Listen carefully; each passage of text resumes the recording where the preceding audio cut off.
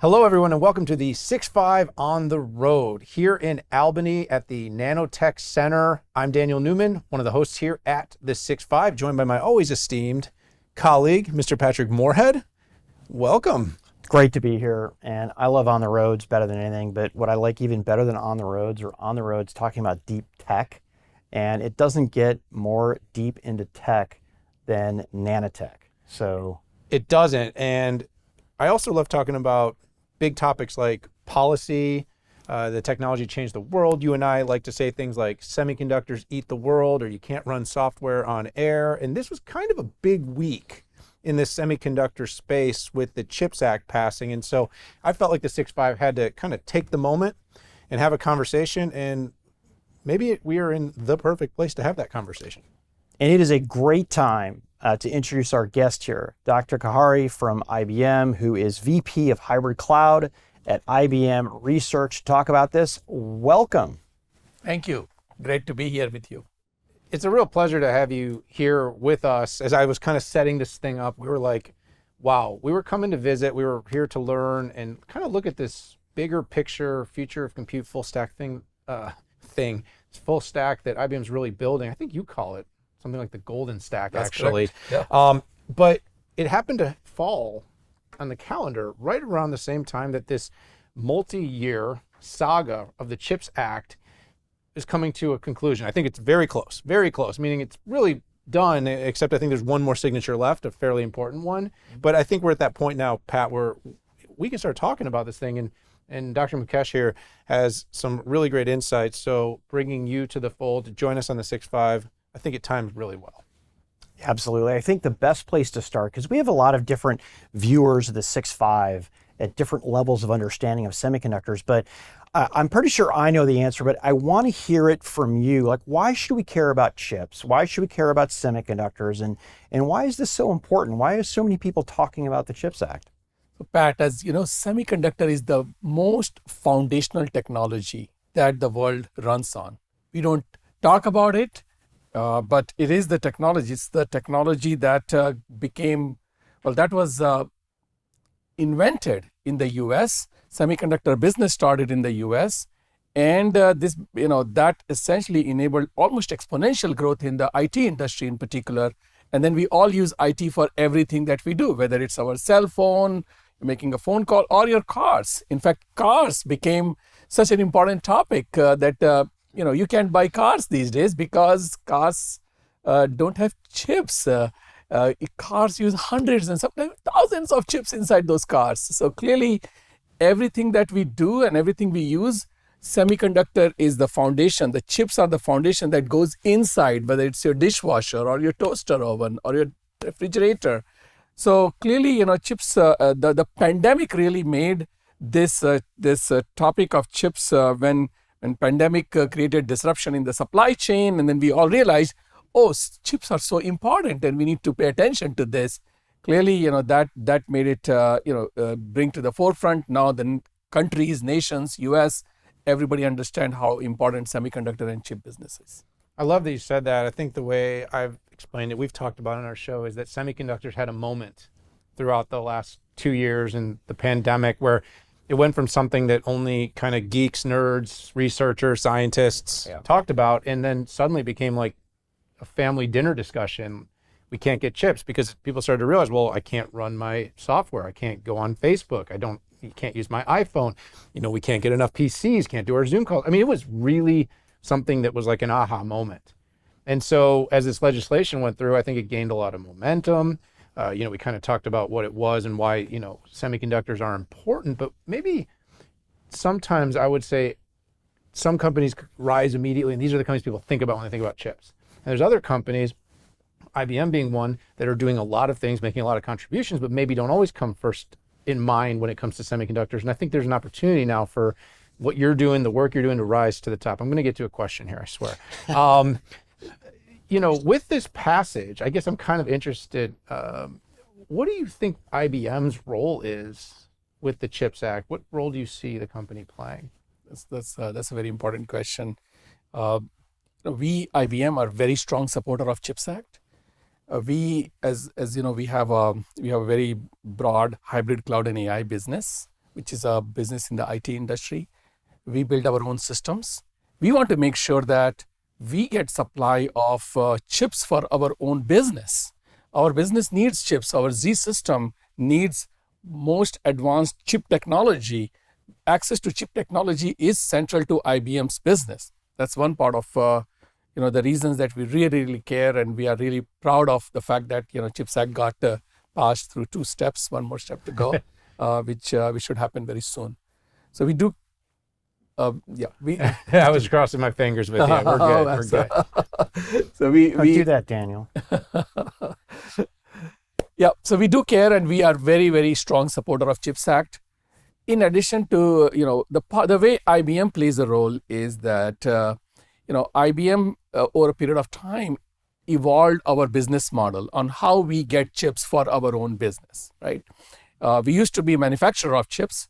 In 2015, looking at our business, we decided we are going to double down and focus on research and development, because we want to make sure that there is a technology for technology innovation and technology that we need for our business, and we will partner with companies to manufacture that chip for us and for themselves. So we are very much focused on the research and development part of CHIPS Act, which is about $10 to $11 billion investment that is called out as a part of CHIPS Act.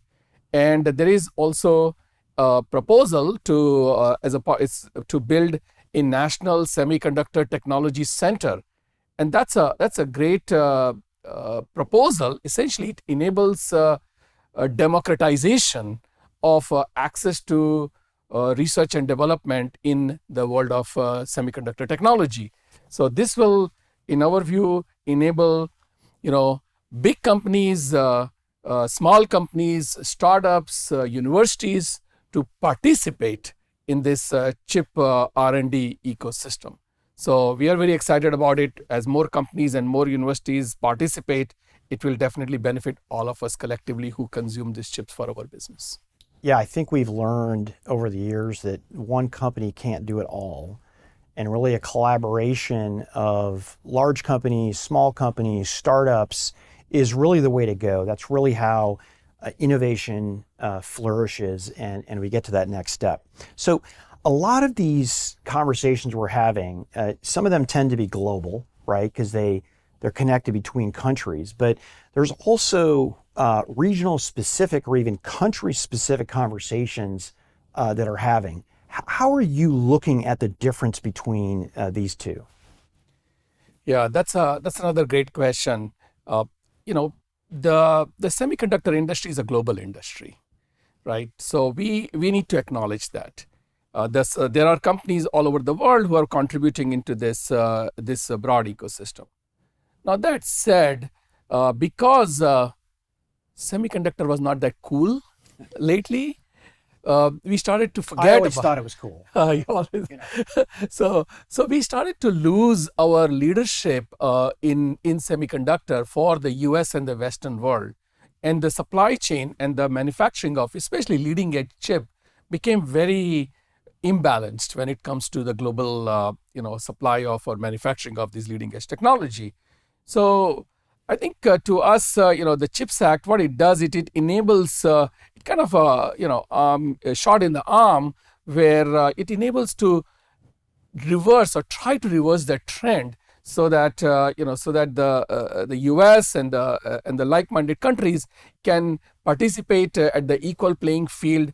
They can help invigorate semiconductor industry, and as you said, this becomes a topic at the dinner table. So kids get excited and they want to become part of semiconductor, education system and become part of creating next semiconductor. And again, the industry that US created. So we're here at the Albany Nanotech Center, and IBM is part of this ASIC coalition. First of all, cool name. I think we would all agree that definitely fits. I don't know how much our audience recognizes the coalition, but obviously I feel as you've been able to explain it in some of the conversations we've been able to have offline, that partnership, that coalition is very interesting. Talk a little bit about what that is, what it's comprised of, and sort of the role of the coalition as a whole with the CHIPS Act and sort of the ongoing development of semiconductors. ASIC, it's a cool name. ASIC stands for American Semiconductor Innovation Coalition. Works though. It works perfect. We like acronyms. We like cool acronyms. So we, together with many of our partners, work to create this coalition. This coalition now has more than 100 partners in that, which includes large companies, like big names that we can all recognize, many small companies, many startups, as well as a lot of universities, top universities, as well as HBCUs, and national labs, other consortia. It's a collection of this entire ecosystem of contributors in the semiconductor business, and we have all come together, towards especially towards the R&D part of the CHIPS Act to develop what is the right R&D agenda that we can help propose as a part of creation of this National Semiconductor Technology Center.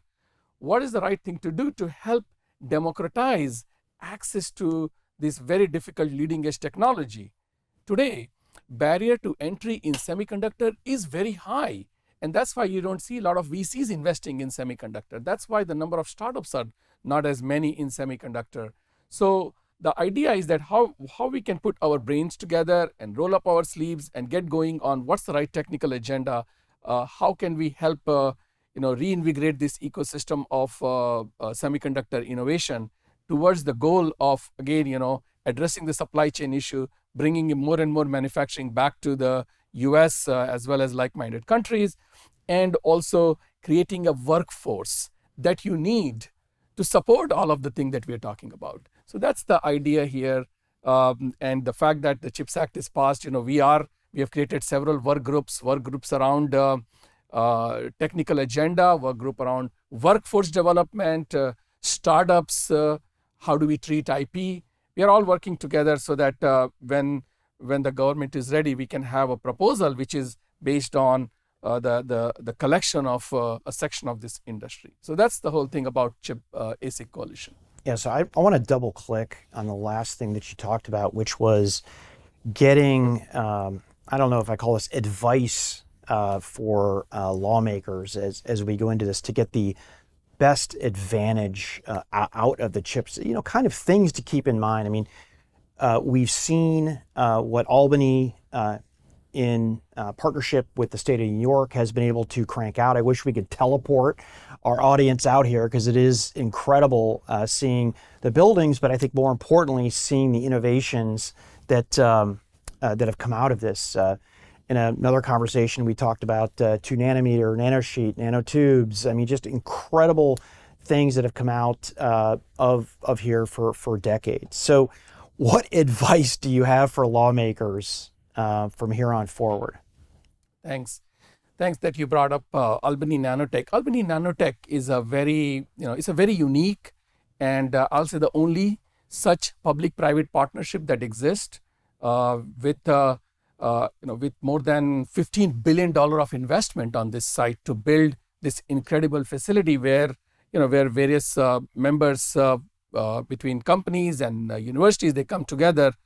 It's a template. It's a very successful template. Many companies have benefited from it.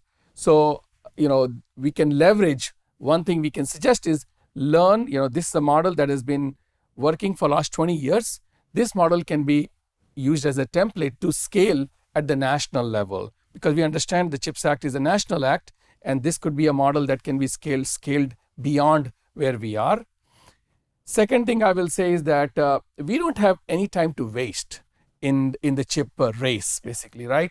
So instead of thinking about, hey, go build some facility, greenfield somewhere, which could take 5 years, use some of these existing capability and the existing template that already, is there.